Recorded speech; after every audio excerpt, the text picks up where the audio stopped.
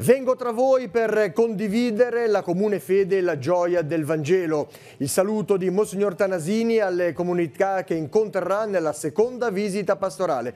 Il percorso iniziato a Rivarola.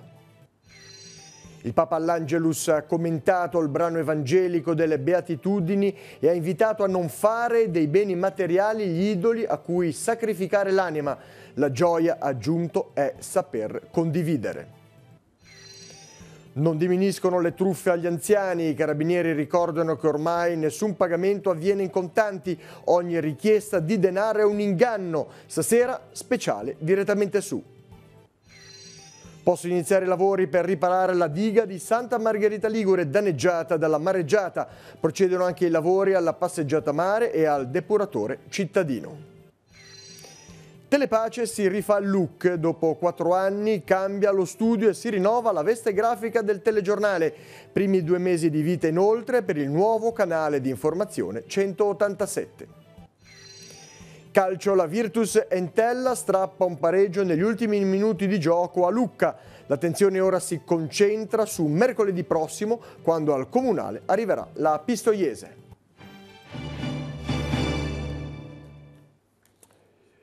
Buonasera a tutti, gentili telespettatori, benvenuti nei nostri studi. Il Vescovo ha aperto la visita pastorale alla diocesi di Chiavari con la celebrazione dell'Eucarestia nella chiesa di Rivarola di Carasco, un momento che ha radunato le 3 comunità affidate alla cura di Don Enrico Dondero, Graveglia, Rivarola e Paggi. Nel saluto iniziale Monsignor Tanasini si è rivolto a tutti i diocesani, anche quelli che incontrerà nei prossimi mesi. Vediamo. Avviene per condividere la nostra fede comune, soprattutto per vivere la gioia del Vangelo.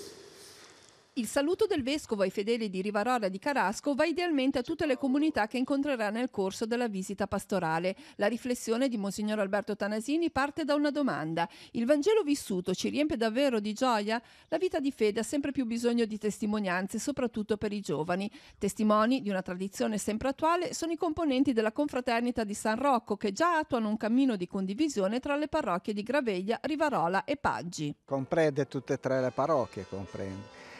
Sono state fuse perché sono realtà piccoline, allora abbiamo cercato di fare un insieme, tanto più che poi il parroco è solo, ce n'è uno solo. Anche i giovani hanno intrapreso un cammino comunitario che li porta a condividere diversi momenti sia liturgici sia solidali. Facciamo le pizze d'altro mondo, che è un'iniziativa che mandiamo avanti da qualche anno.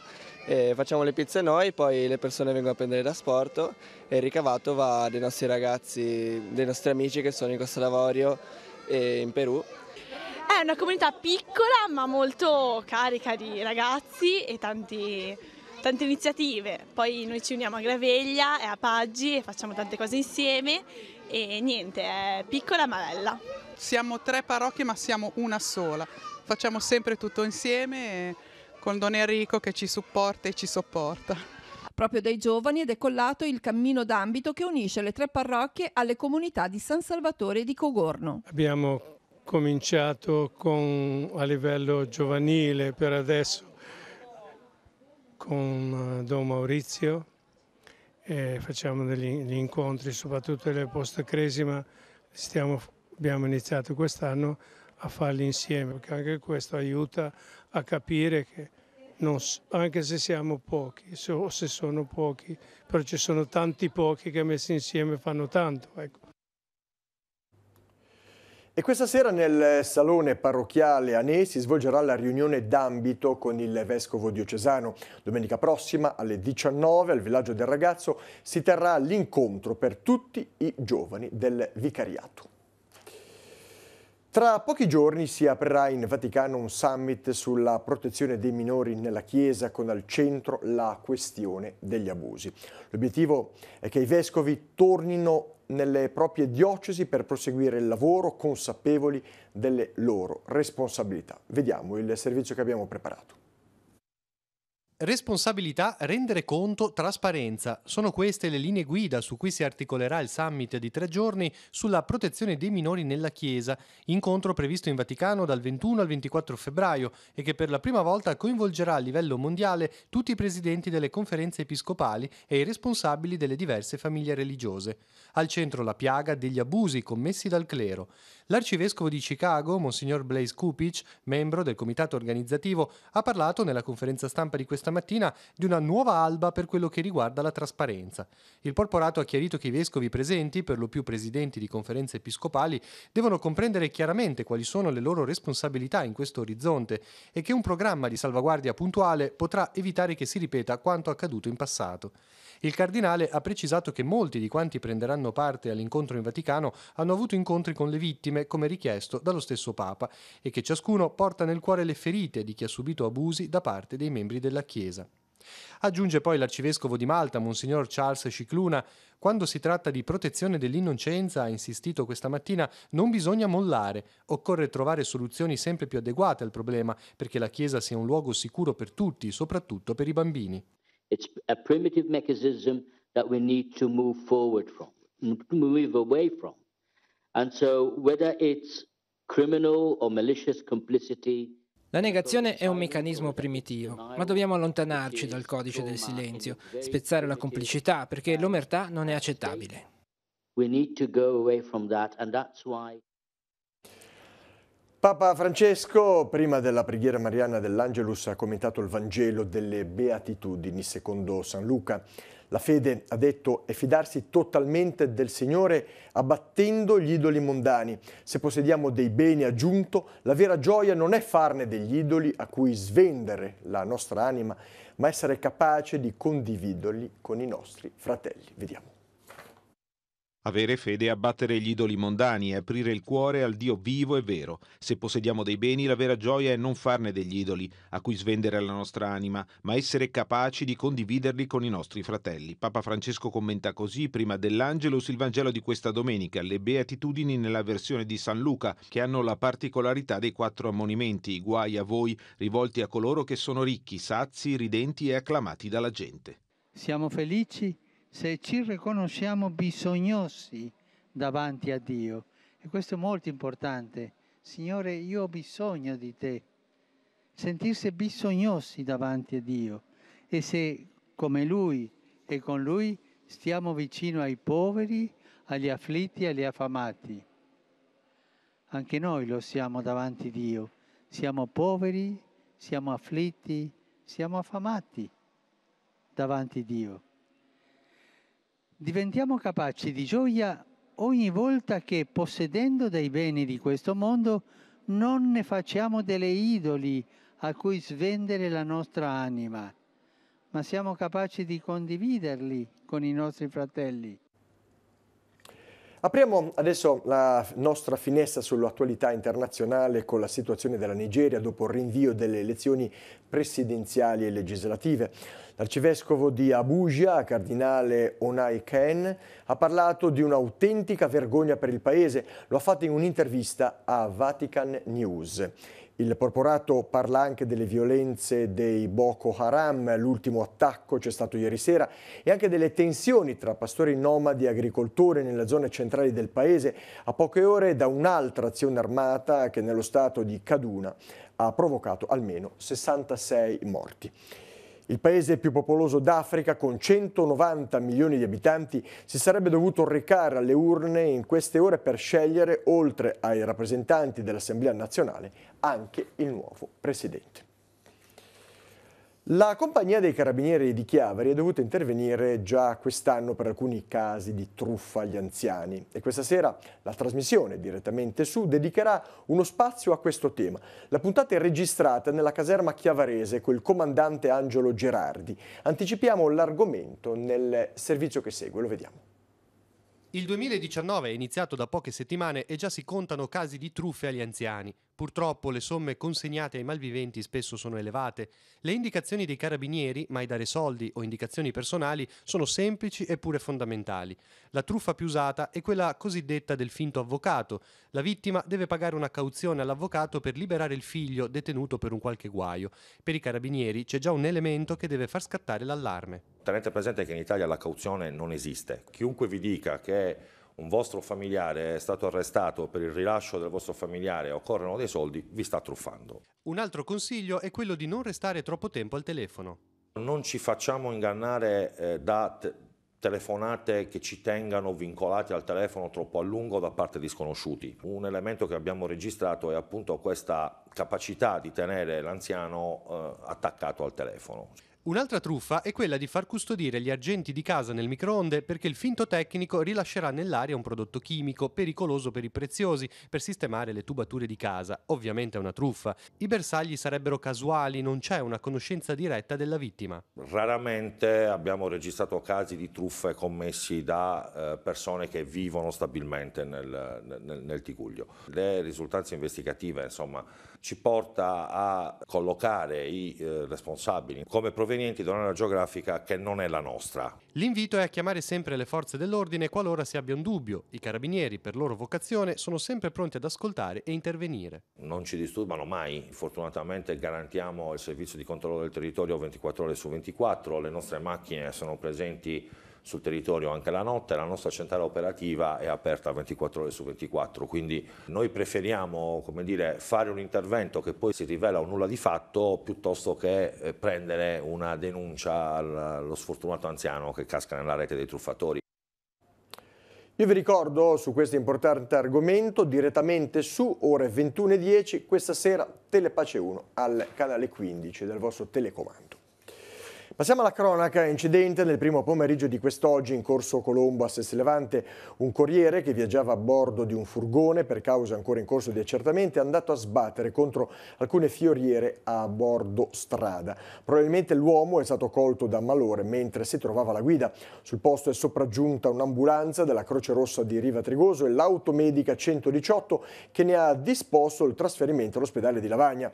È stato necessario anche l'intervento degli agenti della Polizia Municipale e l'autosoccorso Pinasco per la rimozione del mezzo. Le condizioni di salute dell'uomo al momento del ricovero erano stabili. Un grave disservizio si è verificato alla centralina Enel in località Lavagnina a Sestri Levante, provocando un blackout di circa 4 ore per gli abitanti della zona. I fatti risalgono a venerdì scorso. Intorno alle 15:30 chi si trovava in casa ha avvertito un botto e improvvisamente si sono ritrovati senza luce. Constatato che non si trattava di un problema all'impianto di casa, ma che la situazione era estesa a tutta la porzione di territorio servita dalla centralina, è stato allertato il tecnico, i quali, giunti in zona intorno alle 17, e il guasto con ogni probabilità sarebbe riconducibile alla cattiva manutenzione della centralina stessa, che avrebbe provocato un sovraccarico di tensione passando da 220 a 380 volte. La situazione fortunatamente è stata ripristinata intorno alle 19, ma molti residenti lamentano danni a calderine, elettrodomestici, impianti alimentari, dell'energia elettrica, eccetera. Del fatto è stato informato anche il sindaco di Sestri Levante, Valentina Ghio. Le infrastrutture pubbliche danneggiate dalla mareggiata a Santa Margherita Ligure sono 3. Il porto, la passeggiata mare, il depuratore, oltre che la strada per Portofino. Complice il bel tempo, i lavori di tutti questi casi stanno proseguendo veramente a ritmo piuttosto spedito.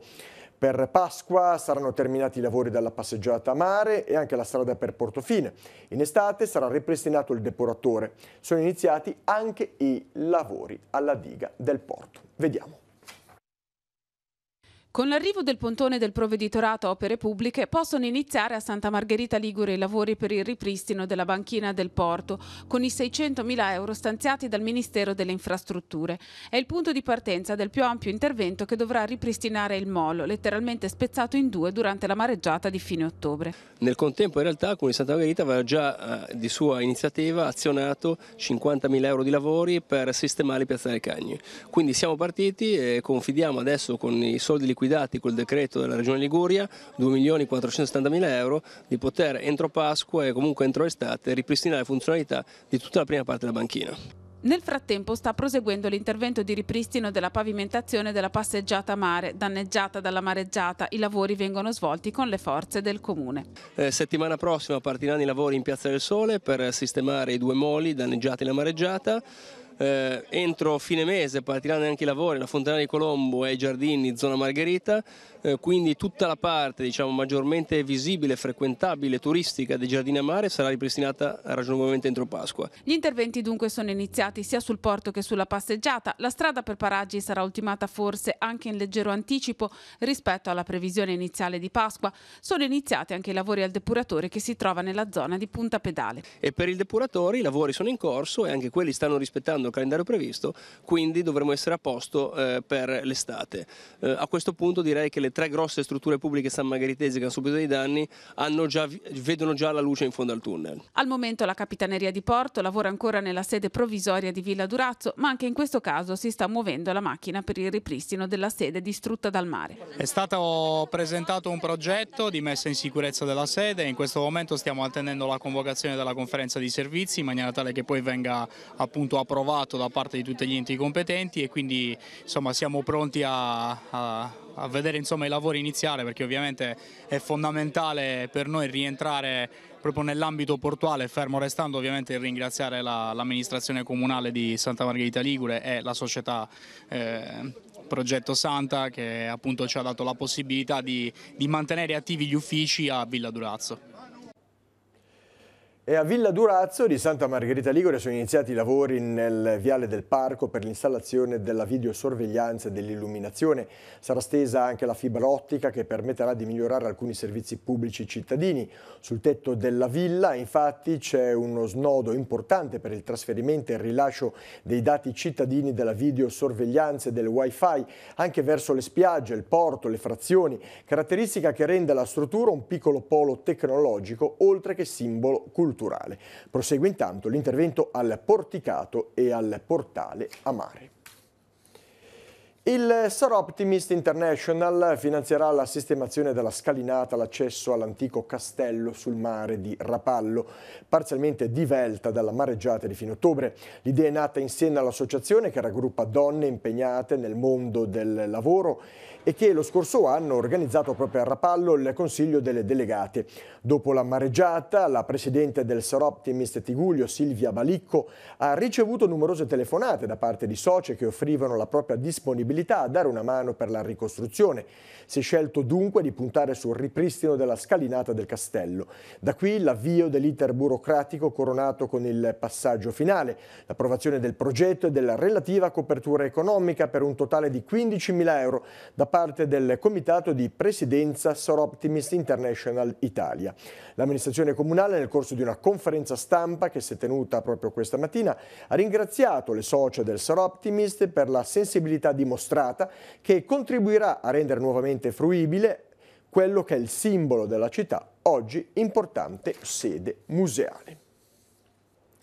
Ed è stato inaugurato questa mattina a Rapallo il nuovo giardino d'inverno dell'asilo nido comunale per un mondo Unicef di via Don Bobbio. Presente il vice sindaco Pier Giorgio Brigati insieme ai responsabili delle strutture e numerosi genitori.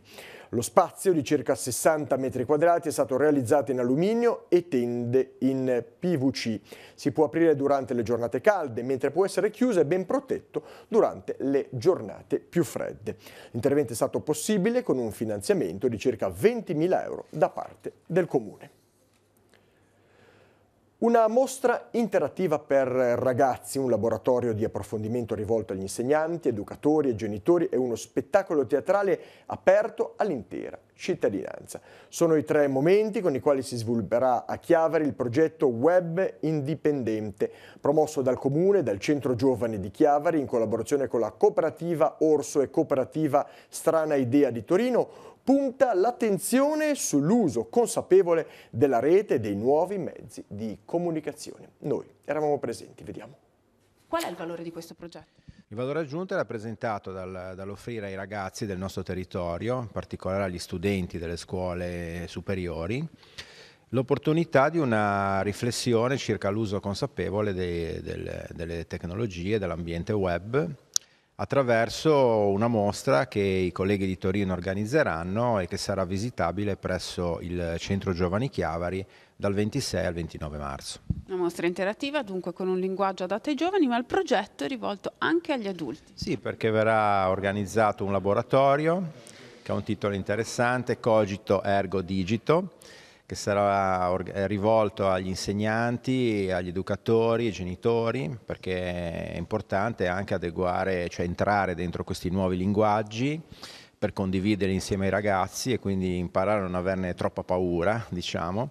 E quindi i colleghi di Torino animeranno anche questo laboratorio che si terrà durante il periodo della mostra, più precisamente il 27 di marzo nei locali di Via Rivarola.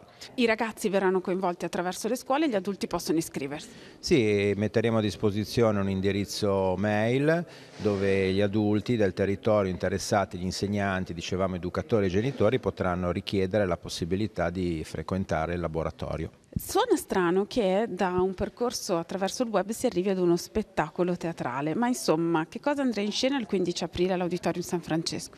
Sì, lo spettacolo teatrale è una parte di questo progetto e si occupa di esplorare le stesse tematiche sostanzialmente che vengono espresse, vengono esplorate dai giovani nella mostra, quindi sono tutti temi legati al mondo digitale, dall'identità online a tutti i rischi e le potenzialità appunto del web, ma fatto appunto con un approccio teatrale in cui oltretutto verranno coinvolti i ragazzi stessi in scena.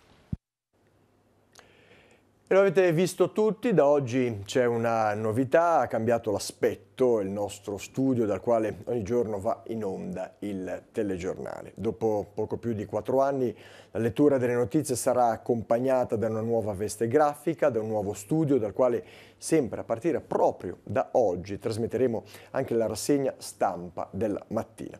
Sentiamo il messaggio del nostro direttore Fausto Brioni. Avrete notato che da oggi è cambiato lo studio del telegiornale. Questa piccola modifica alla nostra struttura è nata per offrire un servizio migliore ai nostri telespettatori, per avere una struttura più agile all'interno della televisione in modo tale che in qualunque momento sia pronto uno studio adatto per andare in onda con le ultime notizie, con gli aggiornamenti e con la possibilità di essere ancora più vicini al nostro territorio e di svolgere meglio il nostro servizio a beneficio di tutti. Oltre a questo, in questi mesi, ormai da quasi 2 mesi, è partito un nuovo canale, il canale 187, un canale all news, il primo canale all news del Levante e di informazione cristiana che è presente qua in Liguria, e questo canale, il 187, vuole essere un modo per offrire durante tutta la giornata l'informazione che trovate già nei nostri spazi dedicati della informazione classica, i telegiornali e le varie rubriche della nostra emittente. Oltre a questo anche l'ultima ora, l'agenda degli appuntamenti.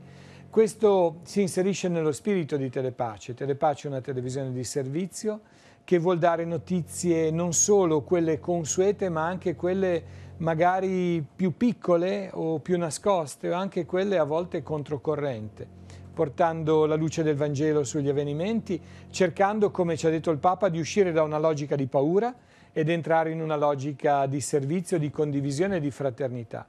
A questo proposito allora non ci sarà solo la novità del look dello studio nuovo, dell'ambientazione nuova, ma vedrete che nei prossimi mesi, nelle prossime settimane, ci saranno anche delle novità all'interno dei contenuti della nostra informazione. Allora, buona visione su Telepace e ricordate anche il nuovo canale, il 187. Bene, grazie direttore. Adesso la scheda degli appuntamenti. Prego la regia di mandare in onda la sigla.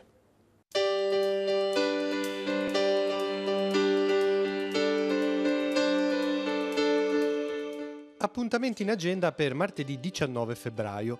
Pilastri della natura è il titolo della mostra di Roberto Scarpone allestita nella chiesa di San Nicolò di Capodimonte a Camogli. Si tratta di un'esposizione di sculture curata da Flavia Motolese, visitabile sino al 17 marzo, tutti i giorni dalle 9:30 alle 13 e dalle 15 alle 17:30. Nuova lezione all'Accademia Culturale di Rapallo. Alle 16, nei locali di Villa Quairolo, Matteo Capurro tratterà il tema Canova, l'armonia degli antichi, la dolcezza. Alle 16 all'ospedale di Rapallo, secondo incontro del corso di formazione per volontari del Lavo Monte di Portofino. Relatore sarà Roberto Perugin, responsabile delle cure intermedie del nosocomio rapallese. Open Day a Carasco nell'edificio scolastico dell'Istituto Comprensivo in previsione dell'apertura della materna statale a partire dall'anno 2020-2021. L'orario di apertura alle famiglie dalle 16 alle 17:30. Il Pre-Bugiun sarà il tema della conferenza in programma alle 16:30 nella sala Livellare di Via del Pino a Chiavari nell'ambito dei corsi di cultura genovese. Ne parleranno la biologa nutrizionista Linda Enrica Sacchetti e la cuciniera della tradizione Gabriella Garibaldi. Infine alle 21 al Teatro Comunale di Sori Eugenio Barba sarà il protagonista dell'incontro Storie di un emigrato diventato regista, organizzato da Teatro Pubblico Ligure. Alle 22 spettacolo Il tappeto volante di Giulia Varley, attrice all'Odin Theatre dal 1976. Parliamo ora di sport, di calcio, la Lega Pro, Virtus Entella che torna dalla trasferta a Lucca con un punto prezioso, una partita subito in salita che si è chiusa evitando una beffa immeritata che pareva ormai sicura. Dopo 6 minuti di gioco alla retta avversaria, punizione dalla tre quarti di Lombardo che calciava al centro dell'area dove De Vito concludeva a rete. Il pareggio biancoceleste è arrivato nei minuti di recupero, Mota Carvaio ha deviato un diagonale di Currarino. Virtus Entella che incassa un punto e guarda al prossimo impegno. Mercoledì al Comunale alle 14:30 arriva la Pistoiese per una partita di recupero. Le interviste della gara di Lucca le vediamo insieme. Mister, un punto all'ultimo respiro in inferiorità numerica per certi aspetti anche abbastanza insperato in un pomeriggio in cui non si è vista la migliore Entella. Oh, ma non c'entra la migliore Entella. Abbiamo giocato in un campo insidiosissimo dove tenere la palla a terra era difficile, loro hanno avuto la fortuna di trovare gol subito e la partita si mette su certi binari difficili. Tra l'altro oggi l'arbitro ha lasciato molto correre, noi questo non l'abbiamo capito, abbiamo subito tantissimi falli, tanti falli, senza mai un'ammonizione, però oggi era il metodo di giudizio dell'arbitro questo, dovevamo capirlo subito e accettarlo subito. Invece ci siamo un po' innervositi, abbiamo tirato fuori un primo tempo così, non di altissimo livello, nel secondo tempo abbiamo cercato di cambiare qualcosa, naturalmente per loro era la partita della vita, un po' come per noi, ma loro avevano il vantaggio del gol e comunque hanno trovato qualche spazio in ripartenza, e a loro bastava solo tenere palla mentre noi dovevamo costruire su un campo così difficile, diventava complicato tenere palla a terra. Dani, un pareggio all'ultimo respiro, per certi aspetti quasi insperato, oggi avete fatto molta fatica, poi è un'annata molto particolare per te questa, un'altra grande soddisfazione. Sì, sapevamo che era una gara difficile, anche il campo era un po' pesante e lo sapevamo già che era una partita del genere. E loro sul primo calcio che hanno fatto gol, quindi poi abbiamo cercato di metterli un po' lì, di creare le nostre occasioni, però stava un po' difficile, però poi il secondo tempo penso che abbiamo creato le nostre occasioni e poi alla fine abbiamo fatto il gol meritato e prendiamo questo punto che comunque è un punto importante. Passiamo ai dilettanti, la Serie D, doppia vittoria per le Tiguline del Girone A, la Lavagnese in trasferta sul campo dell'Inveruno ha conquistato 3 punti importanti chiudendo il match sul punteggio di 2-1. Le reti al 20° del primo tempo di El Cagliari, raddoppio di Fognoc al 9° del secondo tempo. Per gli avversari a segno Braidic al 29° della ripresa.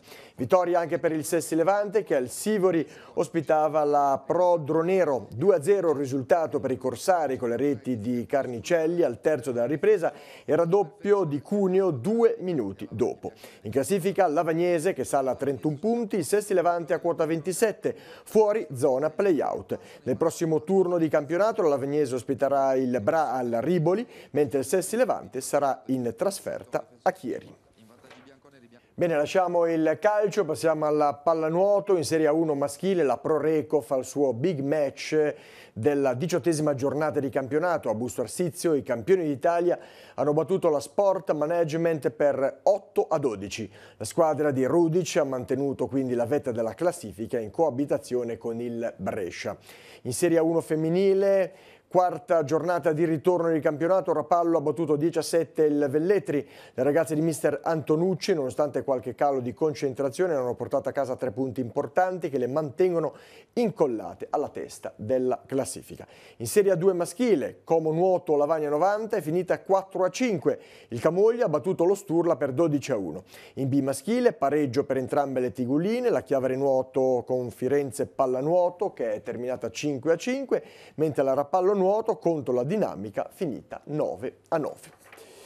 E lasciamo lo sport, prima di chiudere una notizia di cronaca, purtroppo una notizia luttuosa che è giunta da poco in redazione. Un'anziana è deceduta oggi pomeriggio a causa di un grave incidente domestico. La donna, tra i 70 e 80 anni, ha cercato di accendere la stufa con dell'alcol, raccontano i sanitari del 118 Tigullio Soccorso, ma ha avuto un ritorno di fiamme e si è procurato ustioni di secondo e terzo grado al volto, il tronco e anche gli arti. Soccorso ha trasportata alla piazzola degli elicotteri e è deceduta prima di poter raggiungere l'elicosoccorso a causa di un repentino peggioramento. Il fatto è accaduto oggi intorno alle 17 a Mezzanico. Questa era l'ultima notizia del nostro giornale. Il prossimo appuntamento con l'informazione è come sempre rinnovato a domani alle ore 12:45 con il TG Tigullio. Io vi ringrazio per la vostra cortese attenzione, vi auguro una buona serata con i programmi della nostra rete. Arrivederci.